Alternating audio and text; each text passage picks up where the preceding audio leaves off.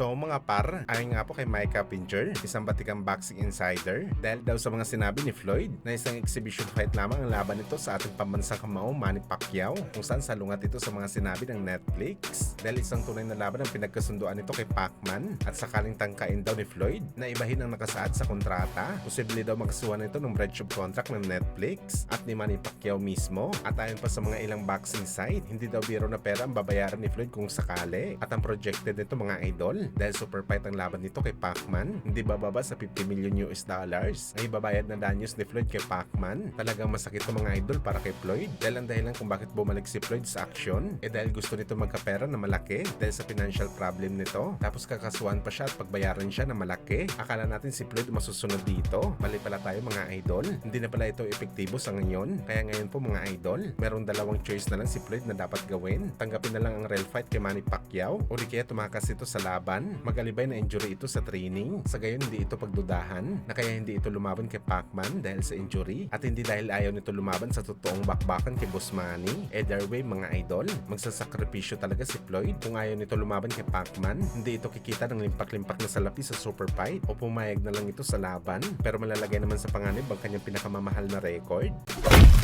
Halos 7 araw na lang nga po, mangyayari na ang pagbabalik sa bakbakan ng anak ng ating pambansang kamao Manny Pacquiao na si Jimuel Pacquiao, nagaganapin sa April 4 sa undercard ng title fight ni Pedro Taduran, kung saan mga idol, pinangalanan na nga mga kalaban ni Pacboy. Makakasagupan nito mga idol, si Derek Gates, isang gurang na fighter na wala pa masyadong experience sa boxing sports, dahil may record lamang ito mga idol na 0 wins at 1 talo, pero marami na itong laban mga idol sa combat sports, dahil isang bare knuckle fighter din po itong si Gates. Meron din ito negative na record na 1 wins at 6 dito ay talo, pero gayon pa man mga idol, mahirap ito na laban para kay Pacboy. Kahit sabihin man natin na skillful na fighter itong si Jimuel, sa mukha pa lang kasi ng kalaban ni Jimuel mga idol matigas na. Kailangan pa rin talaga mag-ingat ni Pacboy sa laban dito, lalo pa wala pa ito masyado experience ng tunay na bugbogan sa pro, pero kampante naman tayo mga boss. Lalo pa andyan sa gilid si Boss Manny para makapagbigay ng advice kay Jimuel para makuha nito ang kanyang unang panalo sa pro. Mahina yung suntok mo, hindi ka respetuhin ng mga kalaban mo.